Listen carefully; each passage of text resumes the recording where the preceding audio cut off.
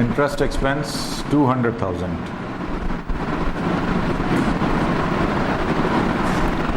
20 times. New. No change in EBIT, same रहेगा 4 million. अलबत्ता interest expense हमारा 1.2 million पे चला गया.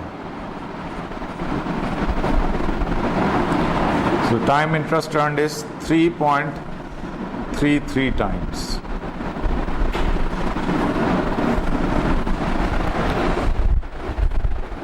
टाइम इंटरेस्ट अर्न जो है वो हमारा काफ़ी हद तक कम हो गया.